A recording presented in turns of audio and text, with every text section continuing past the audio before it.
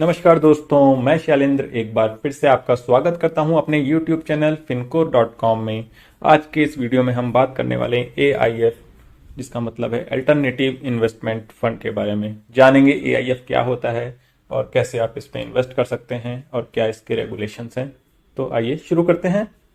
तो दोस्तों, AIF यानी कि अल्टरनेटिव इन्वेस्टमेंट फंड, जैसा कि आप नाम से ही जान सकते हैं कि अल्टरनेटिव इन्वेस्टमेंट, ये नॉर्मल इन्वेस्टमेंट क्या होता है? Bank FD, share, mutual funds, ये सब एक नॉर्मल इन्वेस्टमेंट है। लेकिन जब हम अल्टरनेटिव इन्वेस्टमेंट करने जाते हैं उसको अल्टरनेटिव इन्वेस्टमेंट फंड बोलते हैं। ये अगर इसको एज पर गाइडलाइंस की डेफिनेशन देखें तो एनी फंड एस्टेब्लिश्ड और incorporated in India which is a privately pooled investment vehicle, मतलब किसी स्पेशल पर्पस के लिए प्राइवेटली पूल्ड इन्वेस्टमेंट व्हीकल होता है, किसी स्पेसिफिक पर्पस के लिए होता है, जिसमें सोफिस्टिकेटेड इन्वेस्टर, मतलब कि ज़्यादातर बड़े इन्वेस्टर ये HNIs होते हैं, वो लोग इसमें अपना इन्वेस्ट करते हैं। क्यों? और ये जो स्टॉक, ये क्या करते हैं, स्टॉक में नहीं करते, या फिर क्योंकि कई कंपनीज होती हैं जो लिस्टेड होती हैं, जो स्टॉक में होती हैं, उनमें सभी लोग ओपनली इन्वेस्ट कर सकते हैं। लेकिन ये ऐसी कंपनी इन्वेस्ट करते हैं जिन कंपनी की लिस्टिंग नहीं होती है शेयर मार्केट में या अपना डेरिवेटिव्स में, तो ये लोग उसमें इन्वेस्ट करते हैं, इसलिए इसको बोला जाता है अल्टरनेटिव इन्वेस्टमेंट फंड। या फिर ये स्टार्टअप्स में इन्वेस्ट करेंगे, वेंचर इन्वेस्टमेंट करेंगे, इन सब में इन्वेस्ट करते हैं। अभी ये AIF कितने तरीके के होते हैं? ये 3 तरीके के होते हैं, कैटेगरी 1, कैटेगरी 2, कैटेगरी 3। आइए एक एक करके जानते हैं। कैटेगरी 1 क्या होता है? जो स्टार्टअप्स में इन्वेस्ट करते हैं, अर्ली स्टेज वेंचर्स, जो अभी नए नए स्टेज अभी स्टार्टिंग हो रही है जिन वेंचर्स की, social ventures, SME, infrastructure, other sector या एरिया जिनको गवर्नमेंट ने नोटिफाई किया हो, जो कि इकोनॉमी के लिए अच्छे हों। ये जो फंड होते हैं ज़्यादातर इकोनॉमी के लिए अच्छे होते हैं, इनको इंसेंटिव भी देती है गवर्नमेंट। तो इसमें आते हैं SME fund, social venture fund, infrastructure funds, या और कोई फंड जो कि टाइम टू टाइम स्पेसिफाई किया जाए सेबी के द्वारा। इसके बाद मैं आपको बताऊंगा कैटेगरी 3, इसके बाद में हम कैटेगरी 2 में आएंगे। कैटेगरी 3 वो होते हैं दोस्तों जो कि कुछ कॉम्प्लेक्स ट्रेडिंग स्ट्रेटेजीज लगाते हैं और उनको यूज करते हैं, इन्वेस्ट करते हैं लिस्टेड या अनलिस्टेड डेरिवेटिव्स में परचेस करने में, उसका ये फायदा लेते हैं डेरिवेटिव में। जैसे कि इसमें हेज फंड्स या पाइप फंड आते हैं। हेज फंड, पाइप फंड क्या होते हैं दोस्तों?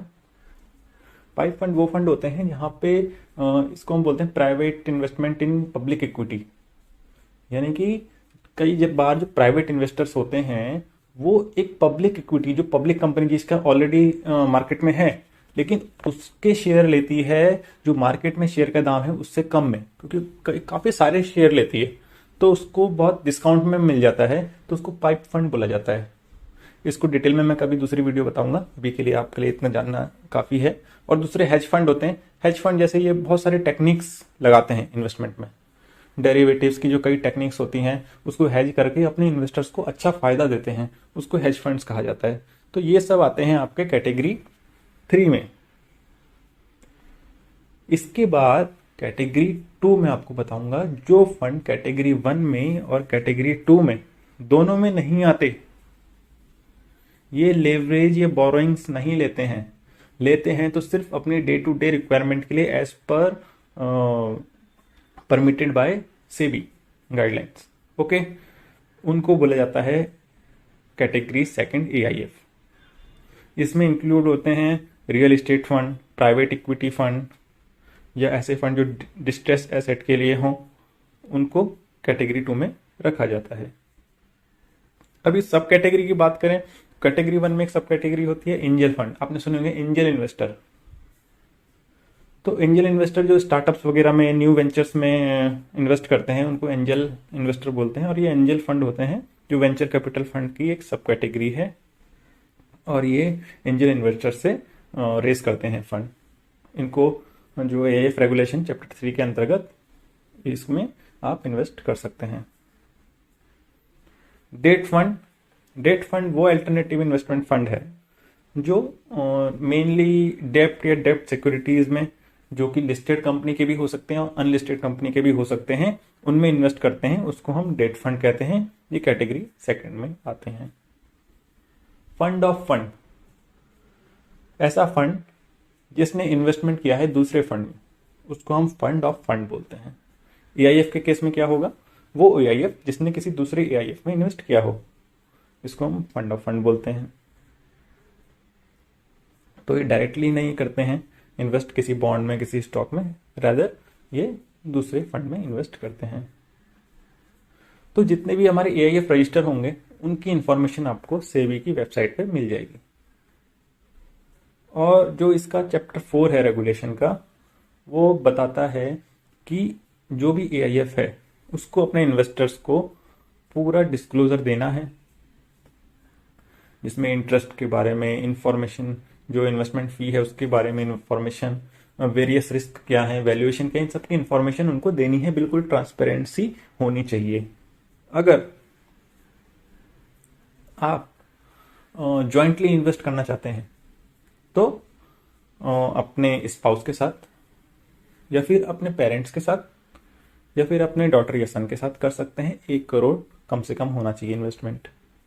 अगर इन रिलेशन के अलावा किसी और के साथ आप ज्वाइंट इन्वेस्ट करना चाहेंगे तो दोनों का मिनिमम 1 करोड़ होना चाहिए इन्वेस्टमेंट कम से कम, तो फिर आप ज्वाइंटली कर सकते हैं। अदरवाइज इन रिलेशन के साथ आप, जो ऊपर मैंने बताए, उनके साथ आप दोनों मिला के भी 1 करोड़ कर सकते हैं।